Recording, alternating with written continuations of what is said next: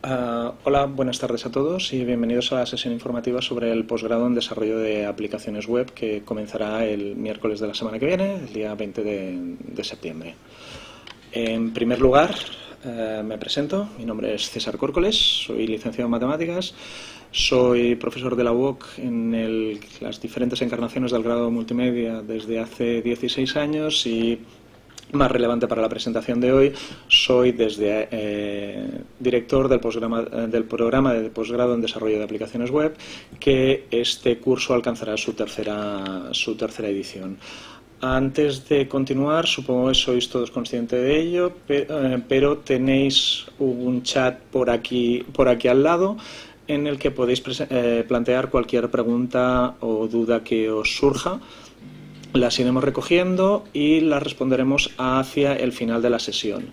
En caso de que surgiera alguna duda que no nos da tiempo a cubrir por cualquier motivo o que se os ocurre después de la sesión, en la última diapositiva de la presentación tendréis mi dirección de correo electrónico y naturalmente podéis plantearme cualquier otra duda. Intentaré contestarla a la mayor brevedad. Como todos sabéis, estamos hablando del posgrado en desarrollo de aplicaciones web. Como os acabo de decir, este curso vamos a celebrar su tercera edición y supongo que a vosotros no os lo tengo que justificar, pero el posgrado lo lanzamos para responder a una demanda cada vez más creciente de un mercado que pide a gritos desarrolladores para la web, tanto de frontend como de backend, como a veces de full stack. Sobre esto volvemos dentro de un par de diapositivas. ¿De acuerdo? Aclarar que se trata de una titulación propia, por tanto no oficial, y que la carga de trabajo que implica a lo largo del curso es de 30 ECTS, medido en el sistema de créditos europeo. Aproximadamente, y esto nunca va a ser exacto, un ECTS corresponde a 25 horas de trabajo por parte del estudiante medio. En algunas asignaturas es probable que os cueste bastante menos esfuerzo porque son más fáciles, en algunas es posible que os cueste más, pero esa es la aproximación que hacemos. ¿De acuerdo? Luego 30 créditos por 25 horas el crédito son 750 horas de trabajo repartidas a lo largo del curso. ¿Cuál es el trabajo que podéis desempeñar una vez superáis el posgrado? Desarrollador web. ¿De acuerdo? Dentro de una gran organización, dentro de una pequeña y mediana empresa o como autónomo que lanza pequeños o no tan pequeños productos. Y otra parte aburrida, ¿cuáles son los requisitos de acceso para la titulación? Si estáis en posesión de cualquier titulación universitaria oficial española o que esté reconocida por una institución de educación superior del Espacio Europeo de Educación Superior. ¿De acuerdo? ¿A quién nos dirigimos principalmente? ¿A quién está orientado el posgrado? Que es algo que no debe limitarnos. En general, cualquier grado, diplomatura, licenciatura, ingeniería técnica o superior, arquitectura técnica o superior, en la que se haya trabajado una cierta competencia de desarrollo de software, de programación y, aunque no se haya hecho una titulación afín a este tipo, los que hayáis estado desarrollando trabajo de programación, de desarrollo de software convencional, en C, en Java o en .NET o en cualquier otra tecnología. ¿De acuerdo? Lo que sí que estamos esperando es que tengáis un cierto conocimiento de programación, no necesariamente a fondo, pero sí estar familiarizados con ellos, ¿de acuerdo? Así no hay requisitos específicos y aceptaremos la matrícula de todos los que queráis y podéis preguntarme antes si es conveniente que os matriculéis o no. Insisto, muy recomendable disponer de conocimientos de programación. ¿Qué hacemos si no disponemos de conocimientos de programación? El recurso que nosotros acostumbramos a recomendar es esa URL que veis al final de la diapositiva, una web que es Eloquent JavaScript, ¿de acuerdo? Está en inglés, es un manual de JavaScript que comienza desde cero, sin asumir nada. La parte del inglés supongo que a algunos os costará, pero es algo que deberíais tener en cuenta, que si queréis trabajar como desarrolladores web, el inglés no te lo van a exigir como requisito prácticamente en ningún sitio, pero para estar actualizados es prácticamente imprescindible. No hace falta que habléis en inglés, aunque luego, si lo habláis, esto va a redundar en un salario bastante más competitivo, pero sí es casi necesario para el día a día ser capaces de leer en inglés, ¿de acuerdo? En la asignatura la inmensa mayoría de materiales van a estar en castellano, pero continuamente vamos a hacer referencia a webs en inglés y, insisto, sobre todo para luego continuar trabajando, para continuar actualizando, esto es casi necesario, ¿de acuerdo? Luego, lo que decía, seguir Iloquent en JavaScript, ponernos en la web, dedicarle horas, ¿de acuerdo? Y ver si esto es realmente lo que nos llama o no en caso de que no hayamos programado nunca. Si habéis escrito antes algo de HTML y CSS, es una buena ventaja. Es una ventaja importante, pero estáis escribiendo código, que es un primer paso, pero en HTML y en CSS no programamos. Programamos en JavaScript, en PHP, en un millar de lenguajes de programación que podemos utilizar, ¿de acuerdo? Pero el HTML y el CSS como tales no cuentan como experiencia en programación. Pasemos a la parte más importante de la presentación, que es el programa. El posgrado se divide en dos especializaciones, la primera de las cuales es la que comienza el miércoles que viene, el día 20, y la segunda comenzará en febrero. La primera especialización se compone de 2 asignaturas, cada una de ellas de 6 créditos ECTS, ¿de acuerdo? Por lo tanto, aproximadamente 150 horas de trabajo. Eso cubre tanto la lectura de materiales como el dedicarnos a hacer las pruebas de evaluación continua que encontraréis a lo largo de los 2 cursos. Y nosotros en el diseño del programa hemos decidido comenzar con una especialización de fundamentos. Supongo que habréis buscado otras escuelas, otras universidades, otros centros formativos en los que cursar formación como la nuestra. En muchas de estas ofertas, el tiempo que se le dedica a la primera asignatura que tenéis aquí, de HTML y CSS, es muy limitado. En nuestra experiencia, eso acaba redundando en que cuando uno se pone a programar hay un montón de conocimiento nada sólido y tenéis unos pies de barro que provocan bastantes problemas. Y el mercado, en nuestra experiencia, de nuevo, cada vez más valora que los fundamentos no se dan por sabidos, porque hay mucho informático suelto por ahí que no los tiene tan claros como debería, y que por lo tanto es muy interesante realmente dedicarle estas 150 horas a trabajar con HTML y CSS. Se suele preguntar también por HTML5, CSS3. Sí, pero sin descuidar no debéis descuidar que el HTML5 es un estándar que está construido por encima de HTML 4.01, que está construido por encima de los estándares anteriores de HTML, con lo cual buena parte del curso trata cosas comunes a HTML 4.01 y a HTML5, ¿de acuerdo? ¿Cubrimos todo el HTML5? No, porque es imposible. HTML5 es un estándar vivo y van saliendo nuevas actualizaciones y nuevas cosas que primero se determinan en unos comités de estándares, después las implementan los navegadores, normalmente Chrome, Safari y Firefox son los que van primero, después llegan los demás. Y llega un momento en el que todos los navegadores implementan las mismas características de las mismas formas, y entonces es cuando los desarrolladores las podemos utilizar. ¿De acuerdo? O sea que no os enseñamos todo HTML, porque seguro que durante el semestre van a aparecer cosas nuevas de HTML y soporte para nuevas características en los navegadores. Un navegador como Chrome o como Firefox saca una actualización, a pesar de que nos lo diga, cada 6 semanas. Cada 6 semanas estáis trabajando con una versión diferente del navegador. Lo mismo pasa con CSS. Trabajamos bastante con CSS3, pero antes de llegar a CSS3 hay que explicar los fundamentos de CSS 2.1, ¿de acuerdo? Que es con lo que se hacen la inmensa mayoría de las cosas. A partir de ahí, luego, cada vez hay más cosas.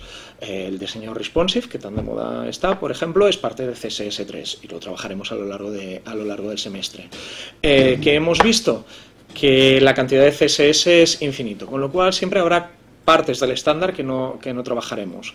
En mi opinión, y es una opinión que confío que os creáis que es una opinión informada, en 150 horas de trabajo no hay tiempo para trabajar todo el estándar actual de CSS, y es preferible trabajar con solidez las partes que trabajamos, que insisto, podemos estar hablando de más del 90% del estándar con comodidad, y que luego os acostumbréis a que como desarrolladores web, como maquetadores, como lo que deseéis hacer, es necesario estar al corriente de las cosas que se van lanzando desde los comités de estándares y que van implementando los diferentes navegadores.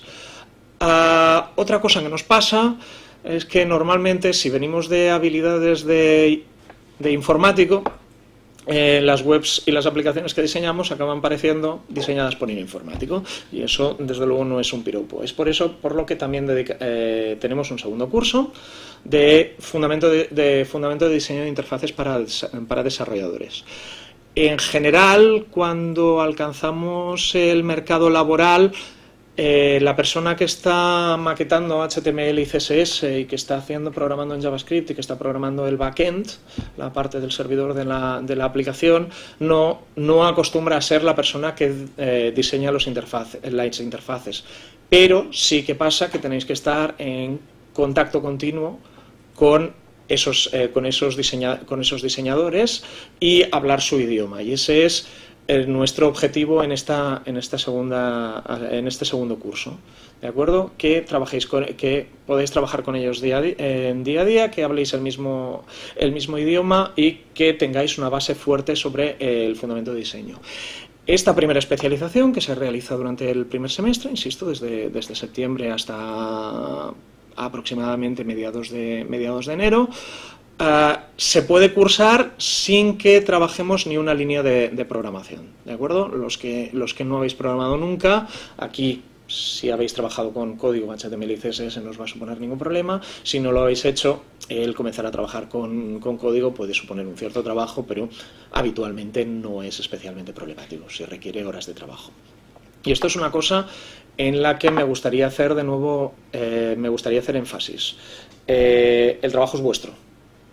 Nosotros os lo ponemos tan fácil como sea posible, os damos la mejor información disponible de la manera más clara posible, pero sois vosotros los que le vais a dedicar esas aproximadamente 150 horas por asignatura y trabajar duro, siempre con el acompañamiento de un profesor colaborador para cada uno de los cursos, pero, insisto, el trabajo es vuestro y remangaos y estad dispuestos a trabajar, porque es posible que os resulte fácil, pero la cantidad de conocimiento a adquirir es bastante considerable, ¿de acuerdo? Una vez superada esta primera especialización, tenemos la segunda, que comienza en febrero y llega aproximadamente hasta junio. Y aquí es donde entramos a programar, ¿de acuerdo? Los que no sabéis si esto de programar es lo vuestro o no, podéis dedicar el primer semestre a acompañar las dos asignaturas con el seguimiento de este material o de otros materiales introductorios a la programación que hay por ahí, aunque yo de verdad os recomiendo mucho el hilo con JavaScript, es un gran recurso, ¿de acuerdo? Antes de decidir si os lanzáis también con la segunda especialización. ¿Es suficiente una primera especialización para acceder al mercado laboral? Estamos hablando del perfil de maquetador web. Y sí, hay trabajos de maquetador web. Obviamente, cuanto más conocimiento aportemos, cuantas más competencias profesionales aportemos, accederemos a trabajos de cada vez más categoría y con mejor retribución, pero el trabajo de maquetador web es importante y hay muchísimo trabajo. Prácticamente todas las entidades que tienen una web relativamente compleja, llega un momento en el que tienen tal cantidad de contenido que volcar en esa web que necesitan al menos uno o dos maquetadores, al menos puntualmente. Y yo conozco unos cuantos freelance que dedican buena parte de su jornada laboral a maquetar contenidos, ¿de acuerdo? Pero volvamos a la segunda especialización. Aquí es donde programamos. Algunos de vosotros estaréis familiarizados con ello, otros no, por lo tanto bajo al nivel más básico. Cuando se programa en la web, trabajamos dos lados. Uno, el navegador, la parte de lo que sucede en el navegador. A pesar de que van surgiendo tecnologías nuevas, ahora mismo eso implica un lenguaje de programación que es JavaScript. JavaScript, si os habéis informado, es posible que hayáis escuchado muchas historias de miedo, algunas son ciertas, otras no tanto. Es un lenguaje de programación, probablemente ahora mismo el lenguaje de programación más utilizado del mundo, pero es un lenguaje que se desarrolló relativamente deprisa y carece de los corsés que hay alrededor de otros lenguajes de programación. Eso quiere decir que podemos escribir nuestras primeras líneas de código muy deprisa, con facilidad, y comenzar a hacer cosas sencillas muy deprisa, pero le faltan unas determinadas cosas que hacen que a la hora de desarrollar proyectos realmente complejos necesitemos otras herramientas. De todas formas, o sea, a mí me parece que JavaScript es de hecho un muy buen lenguaje para iniciarse en programación de cualquier tipo. ¿Qué pasa? En los navegadores se hacen muchas cosas, tenemos muchos tipos de interfaces, y si nos lo tuviéramos que programar nosotros todo desde cero, prácticamente cualquier proyecto nos costaría centenares y centenares de horas de dedicación, de trabajo intenso. Y es por eso por lo que en el lado del cliente, en el lado frontend, solemos trabajar con determinados frontends. Con determinados frameworks. Un framework es una especie de biblioteca de funciones que os da una serie de recursos que podéis ir utilizando, hacer de uso de ellos para conseguir aplicaciones más sofisticadas con menos trabajo. Los frontends en JavaScript son casi infinitos. Ahora mismo quizá los más famosos son las dos versiones de Angular que hay, y React. Angular es un framework que tiene sobre todo el soporte de Google. React es un framework que tiene sobre todo el soporte de Facebook, gigantes de la programación que desarrollan herramientas fantásticas. Un tercer framework que se está poniendo de moda es Vue.js. Este seguro que no lo tocaremos. Nosotros nos vamos a centrar en Angular durante este curso. Y lo hacemos porque, de nuevo, nuestra experiencia enseñando programación dice que es mejor aprender un framework con una cierta profundidad que no dedicarle las primeras 50 horas del curso a trabajar con una versión de Angular, las siguientes 50 con otra versión de Angular y las finales 50 con React o con Vue.js o con cualquier otro framework que hubiese surgido en el tiempo que nos llevará hasta febrero. ¿De acuerdo? Y la experiencia también demuestra que una vez que has aprendido un framework con una cierta soltura, aprender el siguiente como si se tratara de un idioma natural, los que utilizamos nosotros, es más sencillo. ¿De acuerdo? Por lo tanto, desarrollo frontend, JavaScript, el framework con el que casi con toda seguridad trabajaremos es Angular. No sé qué pasará algo muy revolucionario en la web. En la web hay cambios continuos, pero no prevemos que Angular deje de estar en boga dentro de 4 meses. Lado cliente. En el lado servidor es lo que pasa al otro lado de la pantalla, más allá del cable de internet o de la conexión de wifi, lo que pasa en el servidor. Lo que pasa en el servidor de la web, desde el que se está haciendo este streaming, por ejemplo, lo que pasa en el servidor de Facebook, que contiene toda la información, lo que pasa en el servidor de un comercio electrónico, que contiene pues todos los stocks, todos los precios, todos los tiempos de llegada a los diferentes productos, etcétera. Aquí, así como en el cliente, trabajamos con básicamente un lenguaje de programación y bastantes frameworks. La variedad que hay en el servidor es casi infinita. Nosotros nos vamos a centrar en lo que se conoce como la pila LAMP, porque es muy conocida, es de software libre, que es algo con lo que trabajamos bastante en la UOC, y es la que probablemente tenga mayor implantación, ¿de acuerdo? Eso quiere decir, LAMP son las iniciales de Linux, el sistema operativo en el que trabajan la mayoría de servidores en Internet. Apache, que es el servidor web que se utiliza, no el único para nada, pero sí que es el más popular, que es quien nos sirve las diferentes páginas web. MySQL, que es la base de datos en la que se almacena toda la información. Bases de datos hay muchas. Es probable que hayáis oído hablar de SQL y de NoSQL. NoSQL se ha puesto bastante de moda últimamente, pero normalmente se utiliza para proyectos descomunales y lo que es habitual es trabajar con bases de datos SQL, y nosotros trabajaremos en concreto con MySQL. Y finalmente Linux, Apache, MySQL y PHP, que es un lenguaje de programación también muy conocido. ¿Qué pasa si vosotros conocéis otros lenguajes de programación? Java, .NET, las tecnologías de Microsoft o cualquier otro.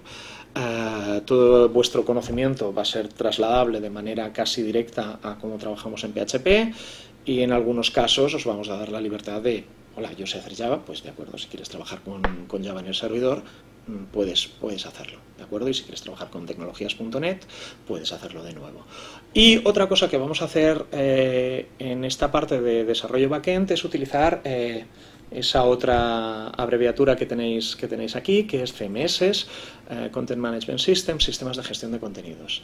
Es probable que si estáis interesados en este mundillo hayáis oído hablar de software como WordPress o como Drupal. ¿De acuerdo? Así como en la parte de JavaScript hablamos de frameworks que nos ayudan a lanzar programación deprisa sin tener que programar nosotros hasta la última línea, en el lado del servidor, en el backend, también utilizamos estas cosas. A veces utilizamos frameworks para lenguajes de programación. Es probable que hayáis oído hablar de Ruby on Rails, por ejemplo, o en el caso de PHP nosotros trabajaremos con uno que es bastante conocido y bastante fácil de aprender, que es Symfony, pero en muchas ocasiones lo que hacemos es coger un sistema de gestión de contenidos como Drupal o como WordPress, ¿de acuerdo?, para tener allí almacenada toda nuestra información y a partir de allí extenderlo y añadirle funcionalidades nuevas y en ocasiones además incluso desarrollar un cliente diferente en el cliente que esté desarrollado con una tecnología como Angular, ¿de acuerdo? Angular puede hablar con WordPress o con Drupal y hacer aplicaciones que tienen una interfaz bastante más sofisticada que la que nos permiten naturalmente estos gestores de contenidos. Aquí, insisto, de nuevo, 6 créditos ECTS por curso, 6 créditos de desarrollo frontend, 6 créditos de desarrollo backend, de nuevo 150 horas y 150 horas de trabajo medio. Estas segundas asignaturas trabajan mucho competencias de programación. Si no habéis programado antes o si habéis programado poco, aquí anticipad que suele ser algo más problemático, siempre con el acompañamiento continuo del profesor colaborador que estará en el aula y que os va a dar todo el soporte del mundo. Pero no querría engañaros. Aquí se trabaja y se trabaja bastante, y este trabajo es en parte mío como director del posgrado, en parte de los profesores que coordinan las asignaturas, mucho del colaborador docente con el que vais a estar trabajando cada día en el aula y muchísimo por parte vuestra, ¿de acuerdo? Aprender no es gratis. Y finalmente tenemos un trabajo final de posgrado, un proyecto. Este proyecto, lo más interesante es que vengáis vosotros con una idea bajo el brazo. Me gustaría hacer tal cosa, me gustaría hacer una web en la que se pueda, bueno, un Uber es exagerado para lo que vamos a trabajar en este posgrado, pero quiero hacer un e-commerce que responda a estas necesidades del mercado y que me permita hacer estas cosas que los e-commerce que ahora mismo hay en el mercado no permiten. O quiero hacer un plugin para WordPress, vamos por caso. WordPress es un sistema extremadamente popular, dicen que un 25% de la web funciona sobre WordPress y el mercado de desarrollo sobre WordPress es enorme, y sobre todo si estáis dispuestos a trabajar en inglés, aunque sea desde casa, pero para compañías extranjeras, es una opción relativamente sencilla y relativamente bien pagada, por ejemplo. Si vosotros venís con un proyecto debajo del brazo, lo que vamos a tener es la ayuda de otro colaborador docente que os va a acompañar en este proyecto final para ayudaros a definir qué es lo que se puede hacer dentro de un volumen de trabajo de 150 horas. Esto va a ser muy importante luego en vuestro día a día como desarrolladores, y que os va a dar ayuda continua en todo lo que podáis necesitar. De nuevo, los colaboradores docentes no son magos. Si, por ejemplo, vosotros decidís que tenéis experiencia en tecnologías.net y queréis trabajar con tecnologías.net o queréis trabajar con un determinado framework muy particular porque os han dicho que se está de moda, es imposible dominar todas las tecnologías.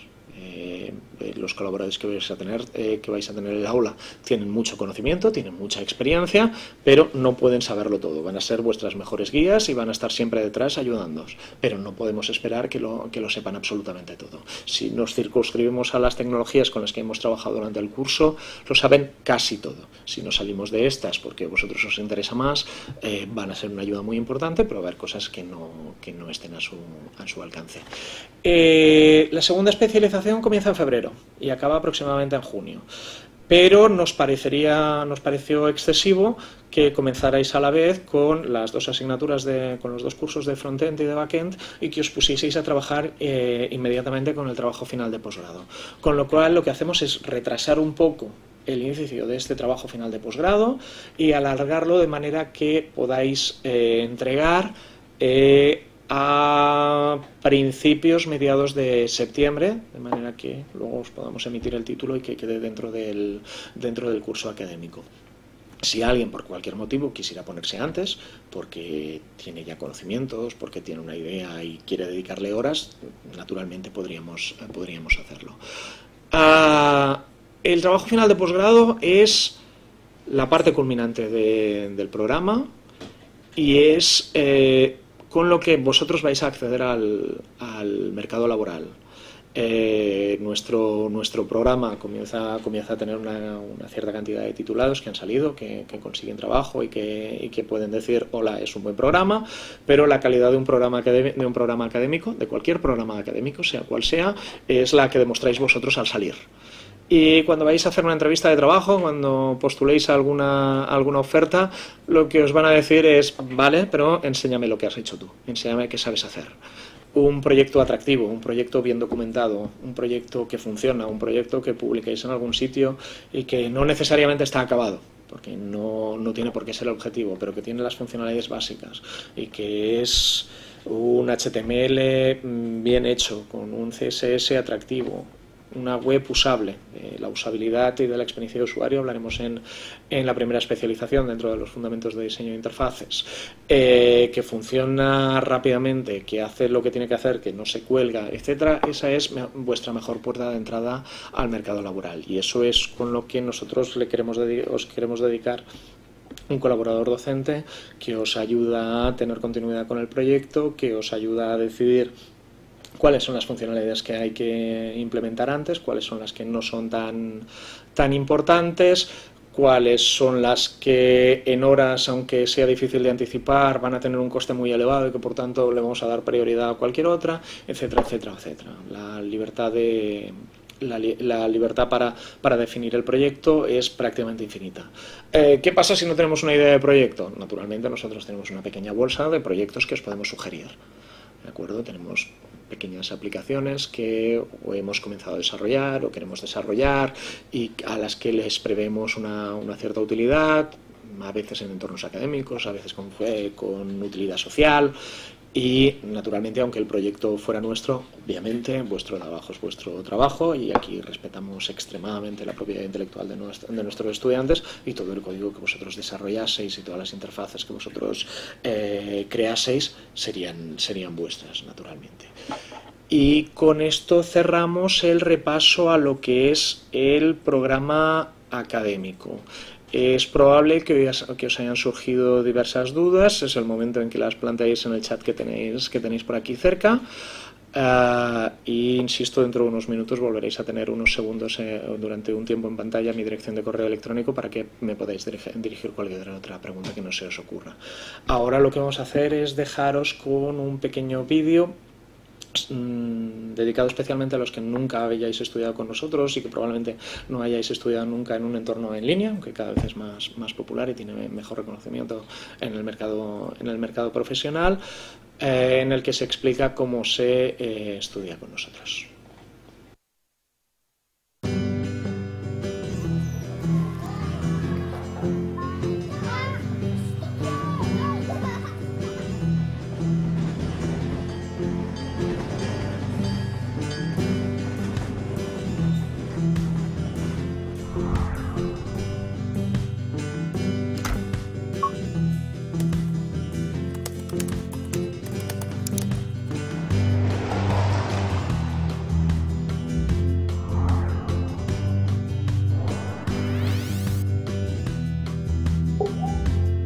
Bienvenido al campus virtual de la UOC.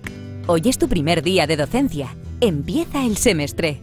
Sí, ya tengo ganas de empezar. Yo soy tu tutora. En tu paso por la UOC, soy quien te va a orientar, guiar y asesorar. En la UOC siempre estarás acompañado. En cada asignatura, un consultor te va a guiar de forma personalizada a lo largo del aprendizaje. Además, aquí conocerás a los compañeros del aula. Son otros estudiantes con los que puedes compartir actividades e impresiones a lo largo del curso. Como ves, estudiando en la UOC siempre estarás en contacto con otras personas. Puedes acceder a las aulas virtuales a todas horas y desde distintos tipos de dispositivos electrónicos. La UOC dispone de herramientas para relacionarte con toda la comunidad UOC, espacios para compartir tus intereses y otros para preguntar y responder todo lo que te inquiete. También tiene sus redes sociales y el portal Mentes Abiertas. ¿Cuántas posibilidades de estar en red? Creo que sé lo que te preguntas. Todo esto está muy bien, pero ¿cómo se estudia en la UOC? El consultor te irá proponiendo actividades. Son principalmente lo que se llaman las PEC, es decir, pruebas de evaluación continua. Podrás planificar el tiempo que dedicas a las PEC de cada asignatura con la ayuda del calendario, donde tendrás marcado el día de entrega de los ejercicios de cada asignatura. Dispondrás de todos los recursos que necesitas para realizar la PEC, apuntes y materiales para leer, escuchar y mirar, así como una extensa biblioteca y recursos en línea. Veo que te lo tomas muy en serio. Sí. En el aula recibes la ayuda de tus compañeros y recomendaciones. Puedes compartir dudas y puntos de vista y también realizar PEC colaborativas. Y mandarás las actividades por el registro de evaluación continua. El consultor las corregirá y te avisará cuando publique las calificaciones. Irás avanzando en el curso y adquiriendo competencias. Podrás consultar las calificaciones de las asignaturas en la consulta de notas finales. Si la asignatura tiene pruebas de evaluación final presenciales, la UOC facilita más de 20 sedes de examen. Te proponemos 2 fechas en horarios diferentes para que puedas elegir la que más te convenga. Debes validarla en la hoja personal de examen. Puedes recibir los resultados en el móvil. En secretaría puedes ver tu expediente académico. Una vez logrados los créditos correspondientes, puedes solicitar el título. Y una vez graduado, serás invitado a participar en el acto de graduación con las personas con las que has compartido esta experiencia. Pero esto no será un adiós, sino una nueva bienvenida. Como alumni de la UOC, tendrás muchas ventajas para estrenar. Ahora, tu punto de contacto con la UOC y tus compañeros es la comunidad de graduados donde dispones de información de tu sector y servicios de carrera profesional. Y es que apostamos por el aprendizaje a lo largo de la vida. Nosotros somos UOC. ¿Y tú?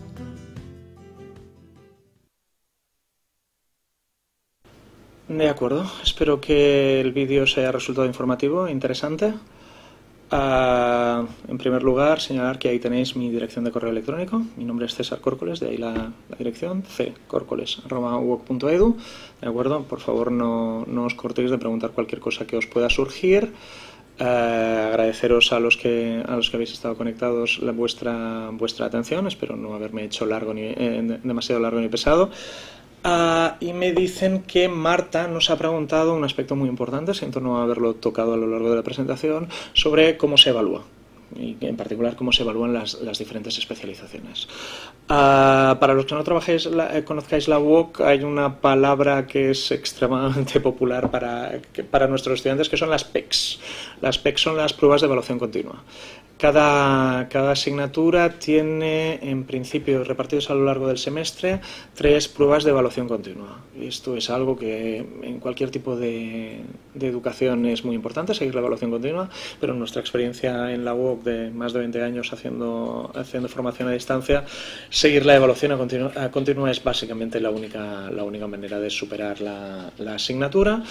Vamos a realizar esas 1, 2 y 3 PECs que básicamente van a tener todas las asignaturas. Es posible que alguna tuviera 4, entonces serían algo menos de carga por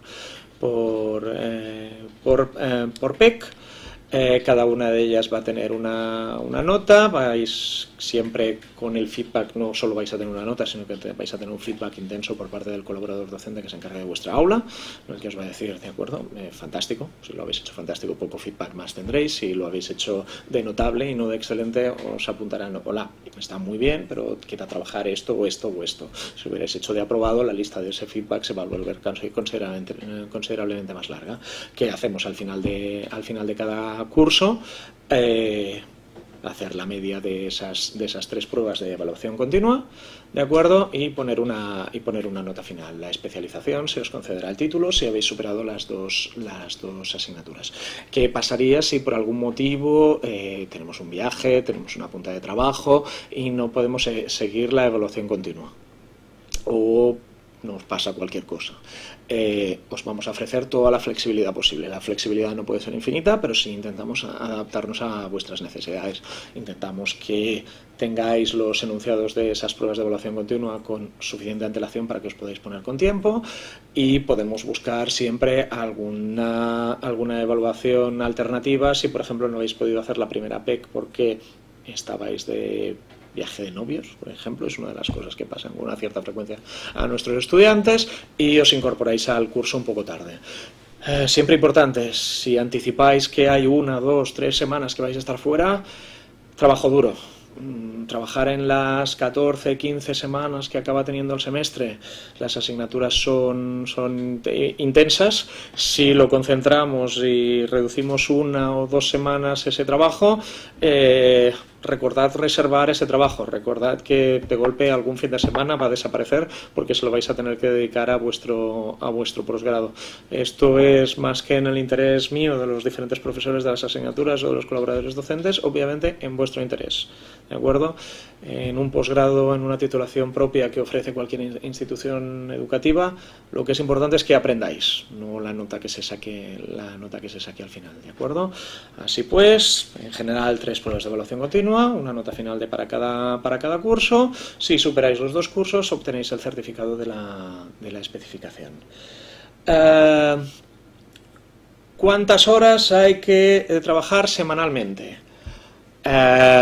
Unas cuantas, bastantes. Estamos hablando de aproximadamente que al curso le vais a dedicar unas 15 semanas, y estamos hablando que si os ajustáis a la media de 25 horas por crédito, 6 créditos por asignatura, estamos hablando de unas 150 horas. Estamos hablando de unas 10 horas semanales por asignatura. Es posible que alguna de ellas os cueste menos, es alguna que os cueste más. ¿Qué recomendamos? Vamos a ver, no todas esas son horas que estamos conectados al campus y haciendo actividades, pero sí son horas que estamos consultando materiales y que estamos leyendo cosas, aunque sea en un desplazamiento de casa al trabajo, en el móvil, y que estamos leyendo y que estamos trabajando con estas cosas. Y en general, ¿qué pasa? Esto es un pecado que nos afecta a casi todos los que hemos estudiado, pues antes de esas fechas en las que hay las entregas de evaluación continua es cuando de golpe dedicamos a encerrarnos en casa un fin de semana para poder trabajar bien. Recomendación como profesor, como alguien que tiene bastante experiencia en educación en línea. A veces no queda más remedio, pero reservar 10 horas a la semana y trabajar 1 horita o 2 horitas, 3, 4 días a la semana, y dedicarle una tarde el sábado y la mañana del domingo o algo parecido, y dedicarle continuidad, es vuestra mejor receta, ¿de acuerdo? Pero respondiendo a la pregunta concreta, aproximadamente 10 horas semanales, que ya os digo, a veces bajarán a 8 o 5 y que a veces se dispararán a 15 o 20 dependiendo cómo os queráis distribuir el trabajo. Y esto estamos hablando de para el estudiante medio. Es la carga que en las 2 ediciones anteriores del posgrado, los estudiantes en general, tenemos unos cuantos que dicen, a mí me ha costado más, tenemos unos cuantos que dicen, pues oye, yo lo he matado en bastante menos. Eso va a depender de las condiciones en que trabajemos y la facilidad que tengamos para comenzar a programar. Si no habéis programado nunca antes, anticipad que sobre todo en la segunda especialización no van a ser 150, sino que pueden ser 175 o pueden ser 200, que no van a ser 10 horas a la semana, sino que pueden ser 12, 14, 16, ¿de acuerdo? Pero eso, de nuevo, es casi imposible de anticipar. Para el estudiante medio, aproximadamente 10 horas semanales. Me parece que no hay ninguna pregunta más. De acuerdo, con lo cual, de nuevo, agradeceros vuestra atención durante estos un poquito más de 40 minutos de sesión. Nos hemos pasado un poco de lo que estaba anticipado. Ahí tenéis las redes sociales de la universidad y, sobre todo, ahí tenéis mi dirección de correo electrónico. Cualquier duda que tengáis, mucho mejor plantearla antes de matricularos, antes de iniciar el semestre, que después. ¿De acuerdo? Vamos a poder anticipar problemas, vamos a poder resolver dudas, vamos a poder acabar de recomendar. Pues atrévete con todo el posgrado, atrévete con solo la primera especialización, quizá te interesa solo alguno de los cursos en particular, o lancémonos a la piscina y vamos a dedicarle todo el tiempo necesario. ¿De acuerdo? Muchísimas gracias y espero veros en breve por el campus.